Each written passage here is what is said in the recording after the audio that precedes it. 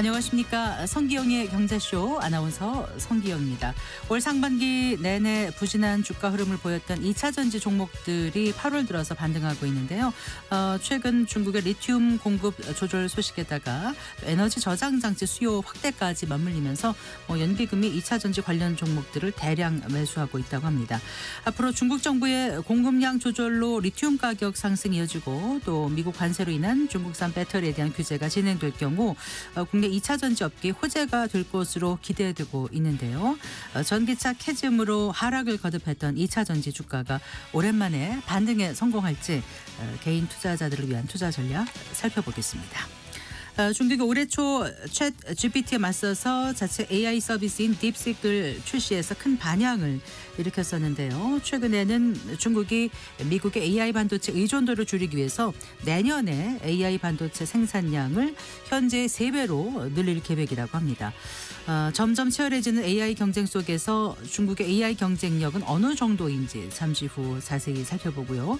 우리나라도 소버린 AI를 구축하기 위해서 무엇이 필요할지 함께 고민해 보겠습니다. 이 시간 유튜브로도 함께합니다.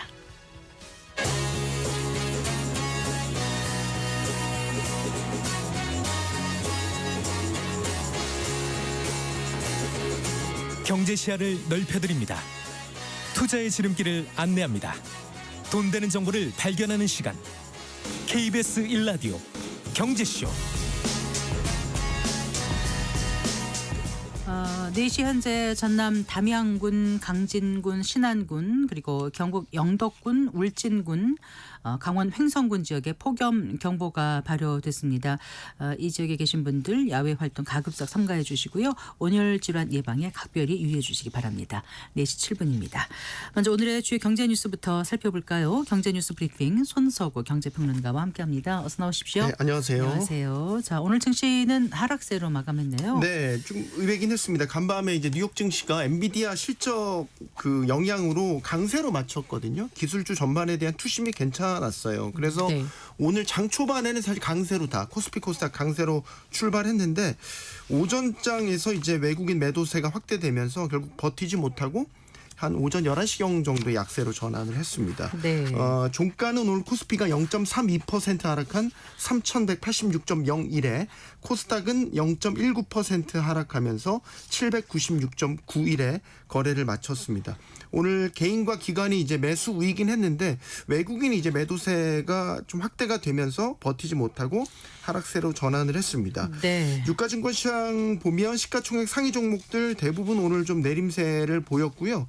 업종별로 보면 오늘 2차전지주 약세가 두드러졌습니다. 최근에 2차전지 흐름이 괜찮았거든요.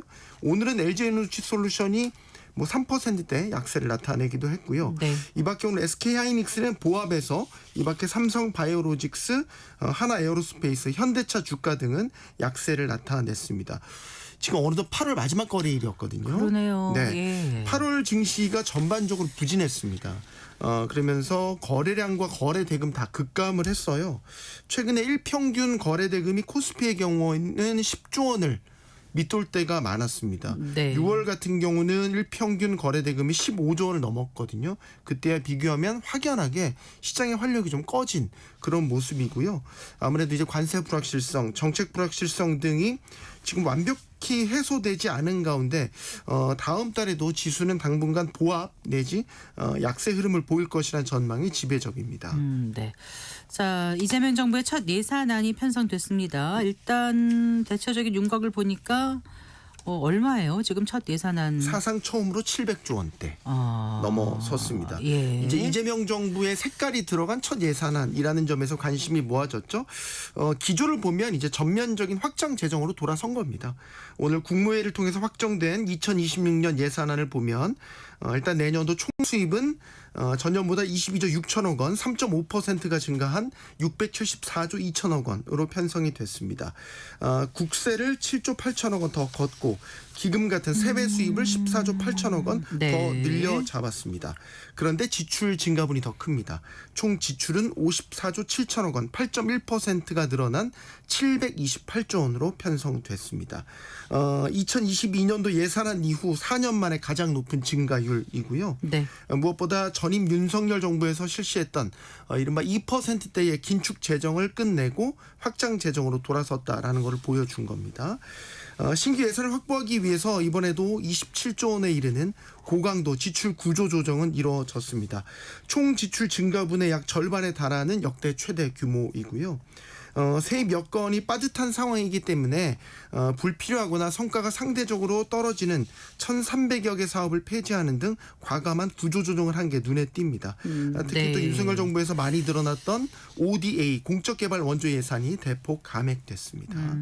자, 그러면 그 대폭 확대된 예산을 구체적으로 어떻게 쓴다는 거죠? 역시 성장과 회복, 특히 재정이 성장의 마중물 역할을 해서 경제의 성장 엔진을 다시 살려보겠다라는 방향성을 갖고 있습니다. 이런 방향성에 따라서 인공지능이나 연구개발 분야에 예산을 집중적으로 배정을 했습니다. 네. R&D 예산이요. 올해 29조 6천억 원이었는데 내년도에는 35조 3천억 원, 5조 7천억 원, 19.3%가 증가했습니다. 네. 역대 최대 인상폭입니다. 특히 이제 R&D 예산은 첨단 산업 기술 개발에 집중 배정됐는데요. AI, 바이오, 콘텐츠, 방산, 에너지, 제조 네. 이걸 이제 앞에 영어 이니셜로 떼면 A, B, C, D, E, F가 됩니다. 그런가요? 네, 이런 또 특징이 있더라고요. 네. 이런 A, B, C, D, E, F 첨단 산업 분야에 올해보다 2조 6천억 원이 늘어난 10조 6천억 원이 배정됐고요. 네. AI 예산도 보셔야 되는데 내년도 AI 예산은 10조 1천억 원으로 편성됐습니다. 올해보다 3배나 넘게 확대 편성됐습니다. 네. 로봇, 자동차, 조선 같은 주요 제조업을 중심으로 피지컬 AI 분야에 집중 투입이 되고 또 공공 부분에서는 2천억 원을 투입해서 공공 AX 전환에도 나서는 특징을 보여주고 있고요. 네. AI 인재 양성이나 또 GPU 확보 예산도 편성됐습니다. 네. 그 사회복지 분야 예산도 대폭 증액된 거죠? 네, 그렇습니다. 보건복지 고용 예산 269조 1천억 원 편성돼서요. 전년보다 20조 4천억 원, 8.2%가 증가했습니다. 네. 기초생활 보장을 위한 생계급여액이 4인 가구 기준으로는 월 207만 8천 원, 1인 가구 기준으로는 82만 1천 원으로 편성이 돼서 각각 12만 7천 원, 5만 2천 원, 5만 5천 원 인상됐고요. 네. 이재명 대통령이 공약으로 내걸었던 농어촌 기본소득 시범 사업에도 예산이 편성됐습니다. 그래서 내년에 인구 감소 지역 6개 군을 공모해서 주민 24만 명에게 월 15만 원을 지급할 계획입니다. 해당 예산원으로는 1,700억 원이 배정됐습니다. 네. 이 밖에 지역화폐 발행 지원금으로는 내년에 24조 원 규모의 예산이 편성됐고요. 또 아동수당도 확대 지급되는데 7세 이하에게만 10만 원씩 지급되던 아동수당은 한 세 더, 1세 더 확대가 돼서요. 8세까지? 네, 8세 아동도 받을 수 있게 됩니다. 그렇군요. 자, 사상 첫 700조 원대 슈퍼 예산 편성이지 않습니까? 네. 이렇게 되면 아무래도 국가 채무가 크게 늘어나지 않을까 우려하는 분들도 계실 것 같아요. 네, 그렇습니다. 좀 이재명 정부에서 좀 과도하게 늘어나는 건 아니냐라는 우려를 담는 시각도 분명히 있습니다. 일단 세입이 많이 늘지 않기 때문에 그에 비해서 이제 지출이 늘지 않습니까? 그러니까 상당 부분을 이제 국채 발행으로 메우는 게 불가피합니다. 내년도 국채 순 발행 규모가 116조 원인데요. 이건 이제 뭐 이자라든지 혹은 기존의 국채를 전환하는 걸 제외하고 순 지출, 순 발행 규모입니다. 116조 원이고 이 중에서 이제 총 지출 부족분을 충당하기 위한 적자 국채 이건 110조 원입니다. 사실 대부분이죠. 네. 이에 따라서 이제 국가 채무는 1273조 3천억 원에서 내년에는 1415조 2천억 원, 1400조가 돌파하게 되고요. 141조 8천억 원이 불어나게 됩니다. 네. 이에 따라서 GDP 대비 국가 채무 비율은 올해 48.1%에서 내년에는 처음으로 50%를 돌파하게 될 것으로 예상되는데 네. 51.6%, 3.5%포인트가 오르게 될 것으로 예상됩니다. 또 기획재정부가 2025년부터 2029년까지 국가 재정 운용 계획을 발표한 것을 보면 일단 내년 재정 지출은 앞서 말씀드린 대로 8% 이상 늘렸죠. 그 뒤에 2029년까지 증가율은 매년 4에서 5% 정도로 둔화됩니다. 하지만 올해와 비교를 해보면 여전히 증가율 자체만 보면 2배에 달하는 수준입니다. 그래서 이 추세라면 그 GDP 대비 관리재정 수지 적자 비율은 이제 올해 4.2%를 기록한 뒤에 2029년까지 매년 4에서 4.4% 수준을 맴돌 것으로 전망이 되고요. 지금 재정 준칙에서 정한 관리 재정 수지 적자 비율 기준이 3% 이내입니다. 네. 그렇게 되면 사실상 이재명 정부 임기 동안에 이 재정 준칙 달성은 어려울 것으로 보입니다. 이재명 정부 임기 동안 현재 관리재정 수지 계획만 보면 순수하게 늘어나는 적자 규모만 500조 원 가까이 되거든요. 이에 따라서 국가 채무 비율도 이재명 정부가 이제 끝나는 2030년이 되면 거의 60%에 지금 육박할 것으로 전망이 돼서 너무 빨리 늘어나는 것이 아니냐 하는 우려도 분명히 제기되고 있습니다. 네. 자, 그리고 지난달 그 생산, 소비, 투자 지표가 모두 증가하면서 경기 반등 신호로 네. 읽힌다고요. 그렇습니다. 이른바 이제 트리플 증가라고 우리가 얘기를 하는데 통계청이 오늘 7월 산업활동 동향을 발표한 겁니다. 이걸 보면 지난달 전산업 생산 지수는 114.4, 전달보다 0.3% 증가했습니다. 이 전산업 생산은 4월, 5월에는 마이너스 기록했다가 6월에 플러스로 전환해서 이제 2달 연속 증가세를 이어간 것이고요. 그 외에 이제 상품 소비를 뜻하는 소매 판매액 지수는 전달보다 2.5% 늘었습니다. 네. 이 2.5% 증가 폭은 29개월 만에 최대 증가폭입니다. 이 7월 소매 판매 회복은 아무래도 2차 추경에 포함됐던 민생회복 소비 쿠폰 집행 효과가 나타난 것으로 풀이됩니다. 이 소비 쿠폰이 외식이나 미용, 헬스장 같은 서비스 소비에도 영향을 미치면서 지난달 네. 서비스업 생산은 전월보다 0.2% 증가하기도 했습니다. 그 밖에 설비 투자는 운송 장비나 기계류에서 투자가 늘면서 네. 전월보다 7.9% 증가했는데요. 5개월 만에 증가로 돌아선 것이고요. 이에 따라서 산업 생산, 소비 투자 나란히 증가한 트리플 증가 5개월 만에 나타나게 됐습니다. 네. 잘 들었습니다. 고맙습니다. 감사합니다. 경제뉴스 브리핑 손서구 경제평론가와 함께했습니다.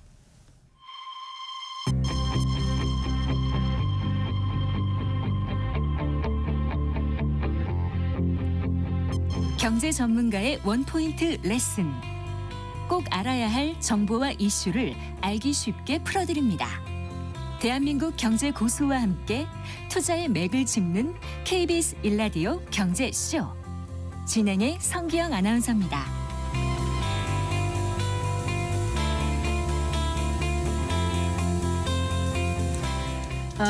지난해에 이어서 올 상반기까지 부진을 겪었던 2차 전지주가 하반기에 반등을 시도하고 있습니다. 미국의 대중 고율 관세 정책 또 리튬 가격 반등이 맞물리면서 투자 심리가 살아난 것으로 보이는데요. 뭐 어떻게 보면 너무 많이 빠졌기 때문이 아닌가 싶기도 하고요. 또 사실 2차 전지주는 어떤 면에서는 개인 투자자들에게는 개미지옥이라고 불릴 정도로 이 2, 3년 전에 투자한 분들의 경우 마이너스 수익률 때문에 빠져나오지 못한 분들도 많다고 합니다. 자, 반등을 시도하고 있는 2차 전지 업종의 상승 계속 이어질 수 있을지 산업 현황 자세히 살펴보겠습니다. 이한나 유한타증권 연구원과 함께합니다. 어서 나오십시오. 네, 안녕하십니까. 네, 반갑습니다. 오랜만에 이제 2차 전지주가 지금 주목받고 있는데 일단 하반기에 들어서 7월 이후에 2차 전지 관련 주가 흐름을 좀 짚어볼까요? 네, 사실 2023년까지 굉장히 좋았고요. 네. 2023년도 사실 하반기 때부터는 계속 좀 하락세를 기록을 했고요. 제가 2025년 6월 16일 날 5월. 6월. 네, 올해 6월 16일 날 위클리 자료를 통해서 네. 정말 오랜만에 비중 확대해도 괜찮을 것 같다라는 이야기를 했어요. 네. 근데 이제 그때 가장 큰 이유는 뭐였냐면 우선은 섹터 수익률이 바닥이었습니다. 너무. 네. 그러니까 방산우주 같은 경우에는 거의 1년 전 대비해서는 한 200% 이상 올랐는데 모든 섹터 다 제일 마지막에 네. 2차전지가 있었어요. 네. 한 60% 이상 마이너스. 1년 전에는. 비해서. 근데 1년 전 그 이전부터 저점부터 이제 고점부터 생각하면 훨씬 더 컸죠, 사실. 네. 근데 이제 어느 정도 불확실성이 조금 해소되게 되면 네. 좀 주가가 오르겠다.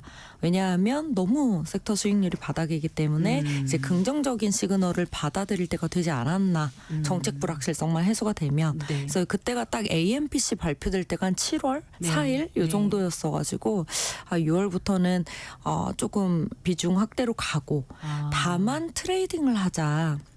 왜냐하면 산업적인 밸류에이션이 여전히 높은 상황이기 때문에 이제 이런 부분들을 이야기를 했죠. 그리고 어떻게 딱 그때부터 좀 주가 흐름이 괜찮긴 했습니다. 그리고 이제 본격적으로 올랐던 거는 7월, 8월 들어가지고 네. 좀 본격적으로 올랐고 오늘 같은 경우에는 이제 전체적으로 약간 장이 좀- 좋지도 않지만 네, 네.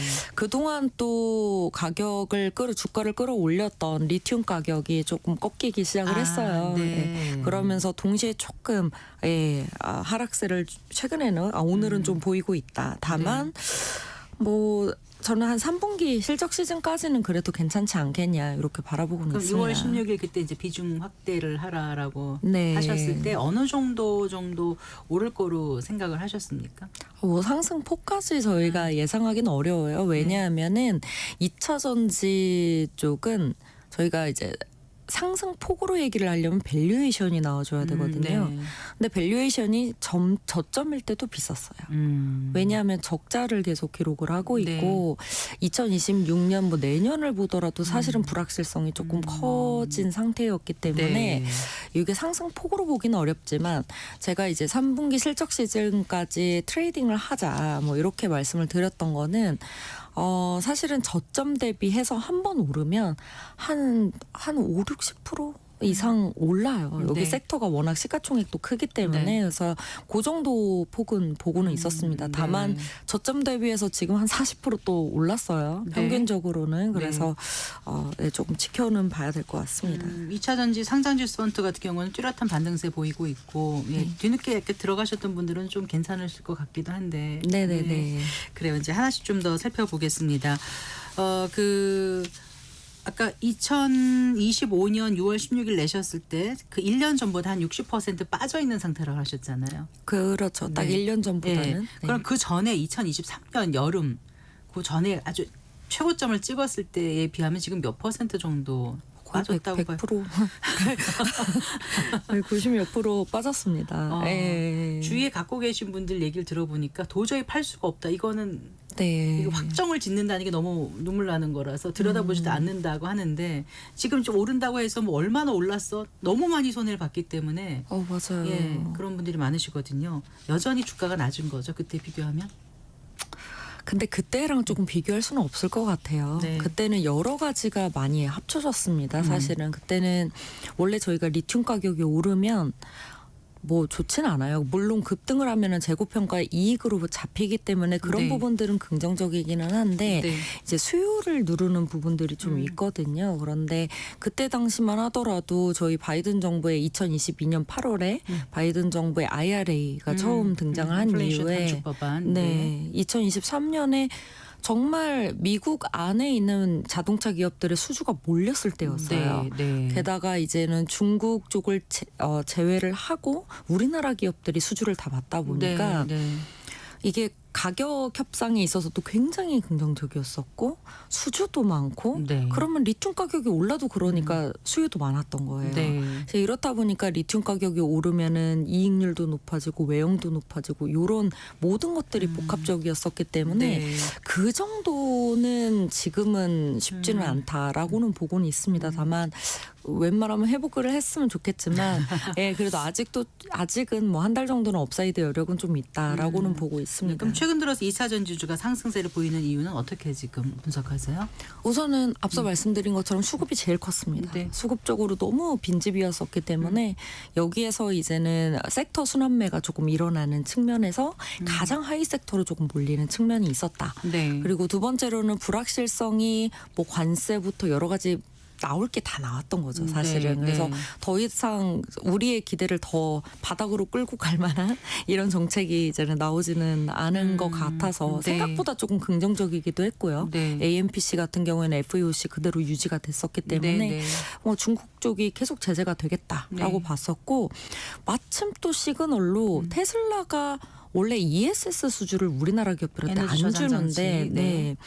수주를 준 거예요. 네. 그렇다는 소리는 확실히 중국 쪽이 들어오긴 어려운 시장이 됐구나. 북미 쪽은. 요렇게 이제 바라보기 시작했고 네. 마지막 주가를 터트려준 게 리튬 가격이었어요. 네. 리튬 가격이 요즘 반등하고 있는 거예요? 리튬 가격이 예. 거의 톤당 6만 5천 위안, 거의 5만 7천 위안까지 내려갔다가 7, 8만 한두 달 사이에 8만 6천 위안을 넘어섰고요. 네. 최근에는 또 다시 빠지긴 했습니다. 뭐 그래서 하루 이틀 사이에 또 한 7만 위안, 7만 9천 위안까지 조금 내려오기는 해서 네. 예, 치솟았죠. 그러니까 거의. 리튬이 이제 전기차 배터리 핵심 원료잖아요. 근데 네네. 리튬 가격이 이렇게 단기간에 많이 오른 이유는 왜 그런 거죠? 중국 쪽에서 구조조정이 좀 있었습니다. 어떻게요? 그러니까 구조조정이 있었다기보다는 네. 구조조정이 있을 것 같아서 프로젝트들이 조금 중단되는 이런 흐름들이 있었고요. 네. 이게 어떤 내용이냐면 저희 아마도 내년 3월 양회 때 중국 양회 네, 때 네. 이제 발표가 날 건데 15차 5개년 계획이 시작이 됩니다. 네. 내년부터. 그러면 이게 초안이 올해 10월에 나와요. 그래요. 네, 10월에 나올 때 저희 5개년 계획 골자는 크게 세 가지거든요. 첫 번째로는 구조조정 얘기가 나오고요. 두 번째로는 저희 장기 성장 축을 무엇으로 가져갈 것이냐. 네. 세 번째로는 내수 진작. 이렇게 네. 세 가지가 나오는데 가장 초안 나오기 전에 가장 많이 떠들고 게? 있는 내용은 항상 구조조정입니다. 그 산업 재편 뭐 이런 네, 건가요? 맞습니다. 네. 근데 14차 때는 화석연료 위주의 뭐 철강, 시멘트, 뭐 화학 이런 쪽으로의 구조조정이 일어났었다면 네. 이번에는 그때 장기 성장축이 전기차, 2차 전지, ESS, 신재생 이런 쪽이었어요. 네. 요게 그 5년 사이에 공급이 너무 많이 늘어나서 이번에 구조조정 대상입니다. 근데 이제 그 밸류체인이 구조조정 대상이다 보니까 네. 그 업스트림에 있는 철강 쪽, 리튬이라든지 네. 히토리움 뭐 이런 네. 쪽도 구조조정 대상으로 좀 들어가면서 가장 큰 포인트였던 것이 이제는 장시성 이춘시에 네. 톤당 연간 10만 톤 규모의 생산을 하는 CATL의 CATL. 광산이 있어요. 세계 최대 배터리 네, 맞습니다. 네, 제조사잖아요. 네. 네. 근데 이제 이춘시에서도 그 광구가 가장 큰 광구였어요. 근데 거기가 이제 9월 30일까지 뭐 환경 규제라든지 여러 가지 관련해서 가동 중단한다면서요? 네, 우선은 9월 30일까지 가지고 나와라 했기 때문에 중단이 된 겁니다. 네. 그러니까 어쨌든 리튬이 적어지는 거니까 가격이 올라가는 거고 그러면서 그런 건가요? 어떤 거예요? 그렇다기보다는 네. 이게 추세적인 상승으로 보려면은 확실히 공급이 타이트해진다라는 무언가가 있어야 되는데 이번에는 투기성 수요가 좀 셌습니다. 왜냐하면 저렇게 큰 광구도 잘하면은 재갱신이 안 돼서 10만 톤이 줄어들고 네. 그러면은 CATL 광구가 재갱신이 안 되면 다른 광구들도 마찬가지일 텐데 라는 우려 때문에 네. 리튬 가격이 올라가겠는데라고 하면서 투기성 수요가 좀 있었다라고 보시면 될 것 같습니다. 리튬 가격이 오르면은 양극재 업체들 같은 경우는 좋은 건가요? 그러니까 원래는 수요가 눌리기 때문에 안 좋은데 네, 네. 급등을 하면 재고평가 이익으로 좀 잡히기는 합니다. 네. 근데 지금 가동률이 너무 안 좋아가지고 이게 재고평가 이익으로 반영이 됐을 때 우리 시장의 기대는 BEP 정도 나온다였는데 네. 재고평가 이익 때문에 생각보다 영업이익률이 뭐 로우 싱글 정도 나올 것 같은데 뭐 네. 이런 얘기가 된 거죠 사실은. 그러니까 저희가 사실은 뭐 2023년 생각하면 요 정도 급등을 해주면은 시장이 좋으면 한 10% 이상 영업이익률이 나와줘야 되거든요. 뭐 네. 적어도 하이싱글 정도는. 네. 그런데 지금 기대하는 것이 로우싱글입니다. 그렇군요. 그 에너지 그거 뭐죠? 그 트럼프 행정부가 이제 그 중국산 에너지 저장 장치 그 ESS 배터리 관세를 40.9%를 인상했고 내년엔 또 58.4%까지 확대를 하게 되면 이것도 우리가 반사이익을 얻을 수 있는 부분이 있는 걸까요? 네, 확실히 있습니다. 이게 문제는 관세도 관세인데 네. 지금 미국 안에서는 정부 인센티브를 좀 줍니다. ESS 쪽으로. 그리고 여기에 이제 AMPC 생산세 세액 공제에 들어가는데 네. FEOC 규정이 있어요. 네. 그래서 중국 제외하고 중국 등 우려 국가 제외하고 네. 세액 공제까지 받게 되면은 관세에다가 인센티브에다 모든 게 합쳐지면 사실 중국에서 수입하는 것보다는 이제 미국에서 직접 생산하는 걸 받는 게 훨씬 유리합니다. 그렇군요. 그 에너지 저장 장치 ESS의 수요가 늘어나면서 이게 이제 2차 전지 시장의 핵심 성장 축으로 떠올랐다 이렇게들 얘기하지 않습니까? 혹시 이 부분에 조금 더 추가 설명이 필요한 부분이 있을까요? 미국 쪽 관련해서는 네. 사실은 뭐 ESS가 메인은 아니었죠. 저희 다 EV 공장으로 공장을 지었었는데 전기차, 네. 네, 맞습니다. 근데 뭐 아시다시피 지금 9월부터 보조금도 폐지가 되고요. 그러니까요. 그렇다 보니까 예. 둔화세로 가다 보니까 우리 어떻게 이걸 가동률을 올릴까? 그쪽 비용도 비싼데 이제 이런 우려들이 있었는데 네. ESS 쪽이 아무래도 지금 중국 제재가 너무 강하게 지금 들어오다 보니까 지금까지 80에서 90% 점유율을 차지했던 CATL BYD의 배터리 대신에 네. 우리나라 기업들이 이제 수주 프로젝트를 받기 시작하면서 네. 우려를 조금 불식시켰다 정도로 보시면 될 것 같고요. 네. 물론 뭐 테슬라가 수주를 줬던 게 굉장히 크기는 해요. 그래서 우선은 2027년부터기는 하지만 네. 그래도 그 전까지는 많은 프로젝트들이 진행이 되고 거기에 더불어서 2027년까지도 가능성이 있겠구나 이제 이런 부분들이 긍정적으로 보여지기는 합니다. 네. 그 미국 중심으로 AI 시장이 점점 커지면서 이제 에너지 시장이 폭발적으로 커질 것이다 이런 전망이 있지 않습니까? 그렇다면 데이터 센터에 들어가는 어떤 그 에너지 저장 장치 수요라든가 이런 건 더 커지는 거겠죠? 네, 맞습니다. 그래서 네. 데이터 센터 쪽이 지금 미국 쪽에서 프로젝트가 많이 들어오고 있고요. 그쪽이 뭐 사실은 ESS는 LFP라고 하는 좀 네. 저렴한 배터리를 사용을 리튬 하는데 인산철 배터리인가요? 네, 맞습니다. 근데 이쪽은 또 3원계로 이번에 삼성 SDI가 좀 수주를 받았어요. 그래서 네. 아마 4분기 때부터 양산이 돼서 들어갑니다. 그래서 데이터 센터 쪽에 대한 수주를 받는 부분도 꽤나 긍정적이고요. 요거는 지금 뭐 삼성 SDI뿐만이 아니고 네. LG 에너지 솔루션도 이쪽으로 계속 프로젝트 수주가 확대될 예정입니다. 네. 현재 ESS 시장에 국내 2차 전지 업체들이 얼마나 실적을 내고 있는 거예요? 우선 셀 업체들은 미국에 공장이 있다라는 전제 하에는 한 미들 싱글 정도는 나와요. 네. 하이 싱글도 좀 나오는 경우들이 네, 있고요. 네. 이제 LG 에너지 솔루션 같은 경우에는. 근데 다만 AMPC 이 네. 텍스 크레딧을 제외하고 나면은 네. 예, BEP 내지 적자입니다. 그래서 그렇군요. 네 거의 적자라고 보시면 될 것 같고요. 양극재 기업들이 최근에는 조금 수요가 올라온 기업들이 있기는 하지만 네. 그래도 아직까지도 적자라고 보시면 되는데 네. 이게 재고평가 이익이나 이런 부분들이 조금 반영이 되고 일부 SK온 가동률이 조금 예. 올라오기 시작을 하면서 관련 서플라인 체인 기업들은 그래도 한 로우 싱글 정도 나오고 네. 있는 상황이긴 합니다. 그래요. 근데 2차 전지 업체들의 주요 수요처는 원래 전기차인 거잖아요. 네, 맞습니다. 근데 이제 그동안 전기차 수요가 둔화된 거, 캐즘이 아무래도 2차 전지 이 업계가 부진했던 큰 원인 중 하나일 것 같은데 앞으로 이 시장은 어떻게 보세요, 그러면요? 산업 자체로 말씀을 드리면 네.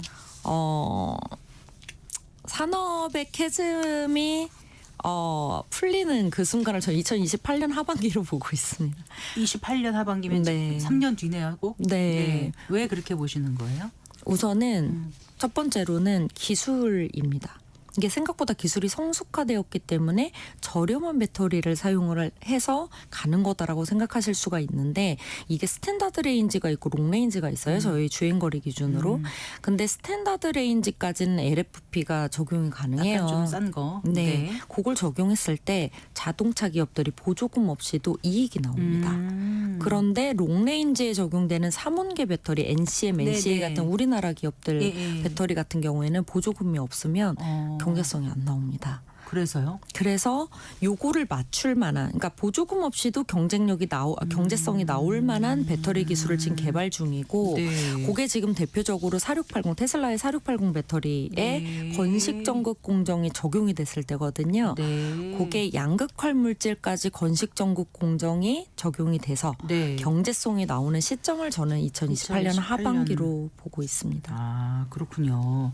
그 중국의 싼 전기차 물량 공세가 점점 더 거세질 거로 보이거든요. 또 기술 격차 오히려 또 줄어들 거로 전망하는 것도 많고요. 그럼 이제 가격 경쟁력은 더 갖기 맞습니다. 힘든 상황인데 어떻게 보면 좀 위기가 더 커지는 거 아닌가 이런 우려를 하는 분들도 꽤 계세요. 어떻게 보십니까?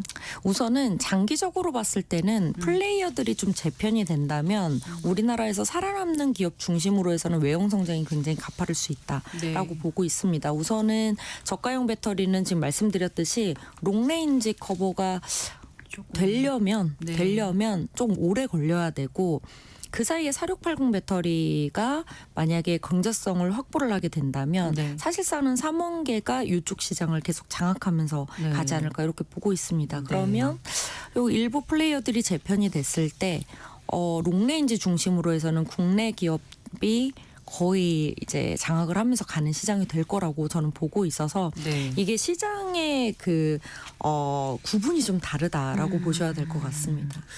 아까 그 밸류에이션 얘기 잠깐 하셨는데 그럼 밸류에이션을 어떻게 보고 지금 투자를 해야 되는지 이제 결론적으로 좀 듣고 싶어하는 분들 계실 것 같아요. 예. 밸류에이션은 볼 수 없습니다. 아까 잠깐 언급을 하셨는데. 네, 밸류에이션은 볼 수 없고요. 그렇기 때문에 저는 계속 시기적으로 보는 거고, 중국 2차 전지를 꼭 같이 보셔야 돼요. 왜냐하면 이게 외국인 투자자들 입장에서는 중국과 우리나라의 2차 전지를 롱숏 개념으로 많이 잡습니다. 네. 이제 이런 부분들이 우리나라 2차 전지 주가를 좀 흔드는 부분들도 또 있어요. 네. 근데 밸류에이션으로 봤을 때 CATL이라든지 뭐 BYD라든지 이런 기업들은 뭐 EV/EBITDA 기준으로 한 네. 9배, 8배 네. 이 정도밖에 안 되는데 네. 우리나라 기업들은 기본적으로는 15배 이상 20배 가까이가 듭니다. 에비타를 모르는 분들 계실 것 같아 잠깐 설명해 주신다면. 저희 감가상각비까지 더해가지고 영업이익 기준으로 기업 가치를 산정을 한 거고요. 네, 네.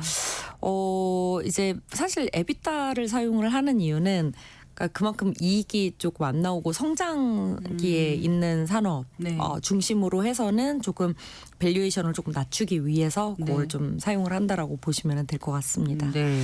그래서 중국과 네, 지금 중국이 금융시장이 조금 개방이 됐어요. 그렇다 보니까 지금 외국인 투자들이 많이 들어오고 있고, 동시에 뭐 앞서 말씀드렸던 15차 5개년 계획의 장기 성장 축에 구조 조정에도 들어가 있지만 장기 성장 축에도 2차 전지가 사실 들어가 있습니다. 여전히. 네. 그러면은 구조 조정 이후에는 승자 기업 중심으로 해서 투자 자금이 조금 많이 들어올 가능성들이 좀 있어요. 네. 그렇게 되면은 사실상은 그게 한 10월에 이제 초안이 나오니까 한 10월 중반부터는 중국 쪽으로 좀 쏠림 현상이 있을 네. 것 같고, 우리나라 네. 기업들은 조금 조정이 있지 않을까 이렇게 바라보고 있습니다. 네.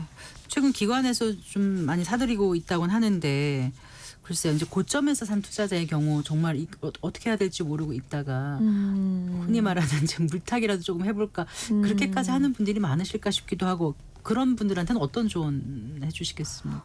저는 근데 기업 재편되는 플레이어들 재편되는 부분까지 보고 있기 때문에 네. 장기적인 승자 기업 중심으로 해서는 조금 들고 가셔도 괜찮을 것 같아요. 네.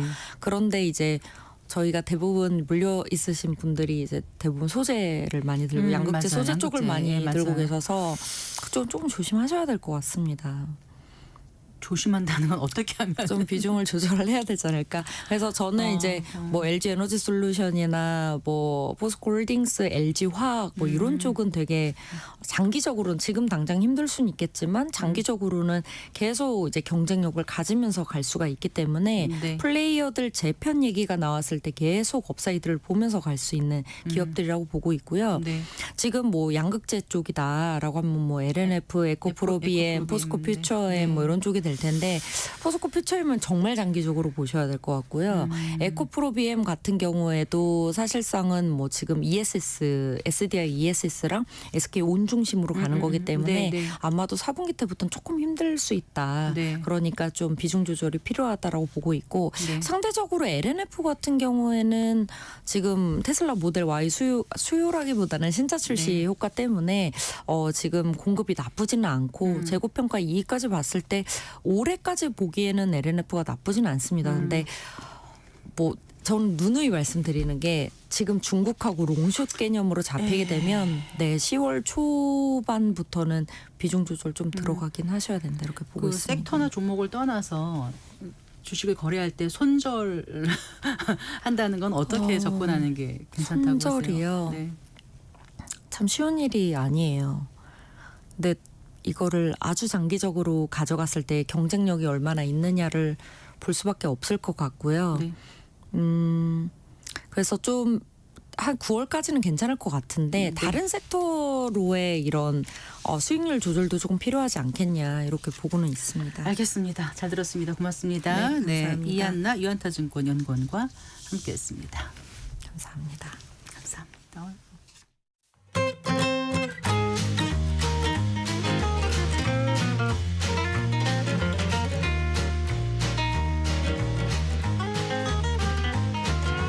경제 맛집 투자 핫플. 지금은 돈 벌기 딱 좋은 시간. KBS 1라디오 경제쇼.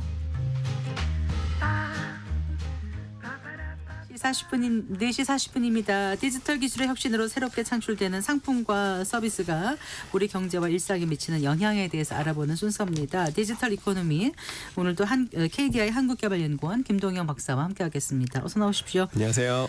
오늘 어떤 주제 준비하셨다고요? 네, 오랜만에 중국 AI 이야기 한번 업데이트하려고 합니다. 네. 그리고 지난 1월에 딥시크가 등장하면서 이 미국이 주도하던 인공지능 세상에 큰 충격을 주었던 사건 기억하실 겁니다. 네. 중국의 AI 부상을 세상에 알리는 계기였습니다. 오픈 AI나 구글, 이 메타가 아닌 곳에서 나온 판도를 바꾸는 움직임이었는데요. 네. 굉장히 저비용으로 만들어진 LLM이 등장하면서 당시 미국의 인공지능 기업들의 주가가 정말 크게 흔들렸습니다. 그랬죠. 와. 제가 주식을 사면 새 기술이 나오나 싶을 정도로 이게 주식이 바뀌더라고요. 이후에도 정작 딥시크는 박사가 주식 투자를 하면 주가가 떨어진다고들 하는 그렇죠. 얘기가 있어요. 예, 네. 맞습니다. 네. 이후에도 딥시크는 V3 모델과 후속작들을 공개하면서 세상을 놀라게 했는데요. 오늘은 중국의 AI가 얼마나 발전하고 있는지에 대해서 이야기를 나눠보려고 합니다. 그 벌써 9월이 코앞이라는 게 믿기지 않는데 1월이잖아요. 그렇죠. 딥시크 나왔을 때 그 당시 AI 상황이 어땠었는지 한번 다시 짚어볼까요? 예, 이 발전이 워낙 빠르다 보니까 우리가 1월만 하더라도 되게 옛날처럼 느껴지는 게 사실입니다. 네. 그 당시에는 AI가 구글의 딥마인드나 오픈 AI 혹은 메타와 같은 기업들이 시장을 주도하고 있었습니다. 당시에는 추론 모델을 누가 얼마나 앞으로 잘 만들 것인가가 화두였죠. 지금은 뭐 추론 모델 누구나 다 잘 하고 있는 상황인데요. 네. 추론 모델이라고 하면 스스로 생각을 해서 답변을 하는 모델을 의미합니다. 전 세계가 서구의 기업들의 주목을 하고 있었을 때라 중국의 AI라는 것은 사실 상상도 하기 어려운 그런 시기였습니다. 그러다가 중국의 자체 추론 모델인 딥시크 R1이 등장했습니다. 네. 당시 세상이 깜짝 놀랐는데요. 뭐 어떤 지정학적 문제를 떠나서 이 최고 수준의 모델을 훈련시키는데 생각보다 컴퓨팅 파워가 많이 필요하지 않을 수 있다는 점을 처음 깨닫게 된 겁니다. 그래서 이제 엔비디아의 주가가 상당히 타격을 받았던 거고요. 네. 또 딥시크가 초래한 또 다른 영향은 지정학적 경쟁을 과열시켰다라는 겁니다. 당시 바이든 행정부는 이미 전 세계로 AI 기술이 확산되는 것을 막고 있었거든요. 처음에는 중국으로의 칩 수출을 막는 규제들을 시행했다가 이제는 우회 수출이 되니까 다른 국가까지로 확대했었습니다. 네. 이제 일부 주요 동맹국들이 첨단 AI 훈련칩에 접근하는 것까지도 제한하기도 했었죠. 이제 이때 깨달은 게 이 제한 조치들이 사람들이 생각하는 것만큼 효과가 별로 없구나라는 게 분명해졌고 동시에 규제로 중국을 막으려면 네. 어마어마한 수준이어야겠구나라는 것도 깨닫는 계기가 되었던 그때가 1월입니다. 네, 중국이 어떻게 이렇게 이런 AI 모델을 만들어낼 수 있었을까요? 예, 제가 이제 여러 가지 설명을 지난 3월 방송에 한번 설명을 드렸었는데요. 오늘은 그 중에서도 이 재능 있는 AI 엔지니어에 대한 이야기를 조금 더 강조해 볼까 합니다. 네. 중국에는 훌륭한 대학도 많고 수백만 명의 졸업생들이 매년 쏟아져 나옵니다. 중국의 AI 기업들은 이 인재를 확보하는 데 아주 혈안이 되어 있는데요. 중국의 AI 졸업생이나 박사들에게 샌프란시스코에 가는 것보다 더 나은 점을 어필하는 겁니다. 예를 들면 이런 식입니다. 네. 우리가 기술은 분명 3개월 정도 뒤처져 있다. 그런데 여기에 있으면 당신 이름으로 정기적으로 논문을 발표할 수 있고 중국에서 누구보다 너가 발명가로서 공로를 인정받을 수 있다라는 점들로 설득을 합니다. 이런 방식은 사실 연구자들을 설득할 때 되게 좋은 방안입니다. 네. 왜냐하면 이제 이 연구자들은 서로에게 배우는 거에 유인을 느끼기 때문에 돈은 사실 그 다음이거든요. 근데 AI 연구소 생태가 굉장히 중국이 잘 돼 있다 보니까 이 중국의 기업들은 인재 채용에, 인재 확보에 굉장히 적극적이고 잘 하고 있는 모습을 보이고 있습니다. 네.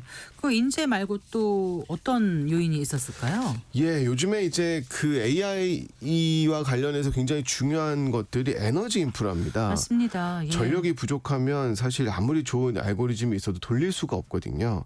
근데 중국은 에너지 인프라가 여유가 많다 보니까 데이터 센터를 원하는 대로 빨리 지을 수가 있습니다. 게다가 시진핑 주석이 2016년부터 AI 관련 이슈에 전폭적인 지원을 해보다 보니까 그냥 지으면 됩니다. 이런 나라가 중국 말고 또 찾기가 어렵습니다. 네. 게다가 흥미로운 점은 전반적으로 사회나 정치가 폐쇄적인 중국이지만 인공지능 모델만큼은 모두 오픈소스 소프트웨어로 풀었다라는 겁니다. 네. 무료로 공개했던 건 당연하고요. 자신들이 정확히 무엇을 했는지 상세한 기술적 설명도 발표하고 검증도 받았습니다. 네. 세상에 놀랐던 건 그 검증 결과가 이 딥식이 주장했던 내용과 정확하게 일치했기 때문입니다. 자, 이제 1월에 그랬고요. 요즘은 중국에서 어떤 기업 모델을 좀 주목해 봐야 할까요? 예, 이제 어떻게 업데이트들이 되고 있나 봤더니 이제 몇 가지 기업 알리바바의 그 활약이 좀 두드러지더라고요. 네. 중국의 오픈 AI가 딥식이라고 한다면 구글의 딥마인드에 해당하는 중국 기업은 알리바바입니다. 알리바바의 AI 모델은 퀸3라는 모델이 있는데요. 네. 새로운 버전을 내놓을 때마다 성능이 높아지는 건 당연하고 점점 더 가벼워지고 있습니다. 가벼워진다는 게 무슨 의미죠? 여기 이제 그 용량이 작아진다라고 표현을 할 수도 있는데요. 사실 기술적으로는 더 복잡한 설명이 들어가야 됩니다. 네, 근데 네. 일반적으로 인공지능 모델은 수많은 인공 뉴런들이 연결되어 있다 보니까 그 용량이 무겁거든요. 하겠죠. 네. 뭐 일반적인 노트북 수준에서는 네. 돌리거나 그러기 좀 어려운 것들이 예, 예. 많습니다. 그렇다 보니까 엄청나게 많은 에너지들을 필요하는 게 보통인데 이 모델은 가장 작은 버전의 경우는 노트북에서 로컬로 실행할 수 있을 정도로 굉장히 가벼우면서도 인공지능 모델이 훌륭합니다. 그런 의미였군요. 네. 어떤 모델은 이 과거 딥식 R1의 3분의 1 크기인데 성능은 비슷합니다. 네. 거의 한계까지 밀어붙이고 있는 모습을 확인해 볼 수가 있는데요. 또 하나 놀라운 건 굉장히 강한 모델도 등장했다라는 겁니다. 구글과 메탈 출신이 설립한 베이징 기반의 AI 연구소인 문샷 AI에서 네. 지난 7월에 키미 K2 모델을 발표를 했습니다. 네. 알리바바 모델이 노트북에서 돌아간다고 말씀드렸는데 이 네. 키미 K2는 엄청난 크기를 가지고 있어서 웬만한 데스크탑에서도 돌아가지가 않습니다. 그래요? 실행하는 데만 수십만 달러어치의 컴퓨팅 자원을 필요할 정도로 무거운데요. 네. 사용할 수 있는 컴퓨팅 파워만 갖춰진다면 엄청나게 유용하고 견고한 추론 모델을 만들어낸 겁니다. 네. 현존하는 모든 프론티어급 모델을 능가하는 수준입니다. 네. 주목해야 될 점은 거대 기술 기업이 아니라 구글이나 메타에서 일했던 사람들이 나와서 만든 일개 스타트업이 이거를 만들어냈다라는 그렇군요. 점입니다. 네. 근데 보통 사람들이 중국 AI를 많이 사용하나요? 그렇죠. 이제 이 부분이 중국의 꽤 뼈아픈 점입니다. 중국의 AI 산업이 아직 미국에 비해서 뒤처져 있다고 말할 수 있는 부분인데요. 바로 제품화가 약합니다. 분명 중국은 아주 훌륭한 연구 생태계를 갖고 있지만 훌륭한 기업이 있다고 이야기하기는 굉장히 어렵습니다. 이 B2B 분야에서 중국은 서구보다 소프트웨어 시장이 훨씬 덜 성숙한데요. 네. 서비스형 소프트웨어가 제대로 자리 잡지 못한 이유이기도 합니다. 왜냐하면 이 부분적으로는 소프트웨어 불법 복제가 너무 만연해가지고요. 기업들이 소프트웨어에 돈을 지불하는 습관이 없습니다. 그렇다 보니까 챗 GPT처럼 구독형으로 사용할 수 있는 서비스가 자리를 잡지 못하고 있는 겁니다. 혹시 어떤 보이지 않는 제재 이런 것 때문에 상품화가 어려운 부분이 있을까요? 예, 그래서 그거에 대해서도 많은 학자나 언론인들이 조사를 해놨더라고요. 이 과거에 AI가 나왔을 때도 정치적으로 민감한 부분들은 다 제거가 되어 있었습니다. 딥식 출시 당시에도 논란이 될 만한 역사적 사건을 물어보면 네. 전혀 알지 못한다라는 반응을 이었는데 네. 오히려 최근에는 대응이 깔끔해졌습니다. 과거에는 민감한 질문이 나오면 잘 알지 못하고 뭐 사과하는 모습이었는데 최근에는 당의 노선과 일치하는 길고 정확한 답변을 내놓습니다. 그런데 AI가 정치보다 경제에 더 큰 영향을 미치는 요소다라고 생각을 한다면 네. 생산성에 미치는 영향은 역사에 대한 진실한 답을 하는지 아닌지는 별로 중요한 요인은 아닐 거다라는 것들이 일반적인 중론입니다. 네. 그 한편에서는 중국 AI 발전에 크게 기여한 주체는 미국이다 이런 얘기도 그렇죠. 하더라고요. 네. 엑스맨이란 얘기죠. 근데 이게 맞는 부분들이 있는 게요. 역대 미국 정부가 AI 칩을 중국에 수출하는 행위를 규제하다 보니까 네. 오히려 중국이 고성능 칩 없이 A를 개발할 수 있는 계기를 만들어줬다라는 주장들이 많았습니다. 근데 이런 제한 조치가 중국 AI 개발 방향을 형성한 건 의심의 여지가 없습니다. 네. 뭐 H100, H200 같은 엔비디아의 고성능 훈련 칩을 활용할 수가 없게 되면서 많은 제약에 직면을 하게 됐는데요. 미국이 자국산 고급 칩의 중국 접근을 막은 이유는 실제 이 분야에서 1년만 지나더라도 칩의 가치가 30% 정도 하락합니다. 그럼 네. 2, 3년 정도 지나면 이제 그 칩은 쓸모가 없는 거거든요. 네. 그런데 중국은 또 이 정책에 아주 훌륭한 대응을 했습니다. 바로 밀수와 사재기입니다. 게다가 엔비디아가 중국 수출 제재를 피하기 위해서 만들었던 이 H20이라는 칩이 생각보다 나쁘지 않았던 겁니다. 네. 훈련용으로는 굉장히 성능이 떨어졌는데요. 네. 그 다음 단계인 출원용으로는 또 엄청나게 좋다는 것이 밝혀졌습니다. 네. 이래저래 미국이 중국 AI 개발 방향성에 큰 영향을 미친 건 사실이다라고 볼 수 있습니다. 근데 지난 7월인가요? 미국이 반도체 제재를 풀지 않았습니까? 중국의 반도체 칩 개발 상황은 어느 정도인지, 엔비디아에 필적할 만한 기업은 있는지 또 궁금해요. 맞습니다. 지난주 제가 광물 이슈 소개하면서 중국이 히토류 자석류 제재를 하겠다고 밝히자 미국이 반도체 제재를 풀고 다시 칩 수출을 재개했다라는 내용들 말씀드렸는데요. 네. 이런 것들은 다시 중국이 반도체 산업의 속도를 낼 수 있는 요인이 될 겁니다. 네. 심지어는 미국보다 더 큰 우위를 차지할지도 모르는 상황도 예상해 볼 수도 있습니다. 그럼 미국도 이를 모르지 않을 텐데요. 그럼에도 반도체 チップ 제재를 푼 이유를 생각을 해보면 네. 결국 중국의 AI 산업을 계속 미국의 혁신에 의존하기 위함이라는 의존하도록 만들기 위함이라는 평가가 가능합니다. 네. 만약 중국이 만들 수 있는 반도체 수준보다는 좋지만 미국이 만드는 최고 수준보다는 못한 반도체를 중국에 팔 수 있다면 중국은 자국산 칩 개발을 위해 노력할 경제적 유인을 갖지 못하게 될 거거든요.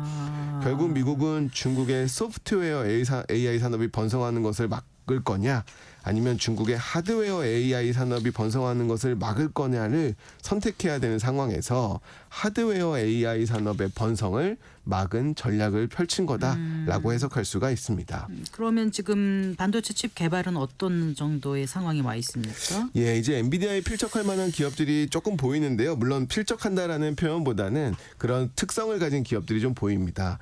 화웨이가 대표적입니다. 네. 화웨이는 중국 기업보다는 한국의 삼성을 굉장히 닮은 기업이라고 할 수 있는 기업 문화를 가지고 있는데요. 네. 이들이 만든 AI 훈련 칩을 굉장히 성능이 준수합니다. 그런데 중국의 문제가 설계는 훌륭한데 제조가 불가능하다는 점입니다. 네. 충분한 양을 만들 수가 없습니다. 물론 TSMC에 의뢰할 수도 있는데요. TSMC도 전 세계의 반도체들을 설계하다 보니까 여력이 없을 겁니다. 게다가 중국은 무엇을 어떻게 만들 것인가에 대해서 시장의 신호가 아닌 당국의 지시를 받기 때문에 네. 화웨이 칩 수요가 충분하지 않은 상황에서 생산 능력 확장에 투자할 유인을 갖지를 못합니다. 네. 그럼 이게 악순환인 게요. 생산 능력을 갖지 못하니까 팔 만큼 충분하게 만들지 못하고 그럼 다시 수요가 못 크는 선순환이 시작되질 못하는 겁니다. 네, 자 AI 반도체 독립을 꿈꾸는 중국, 과연 미국을 넘을 수 있나 이 얘기 지금 해주셨는데요. 네. 좀 정리를 해볼까요? 예, 세계는 AI 개발에 사활을 걸고 있습니다. 우리나라도 소버린 AI라는 이름으로 기술 개발에 박차를 가하고 있는데요.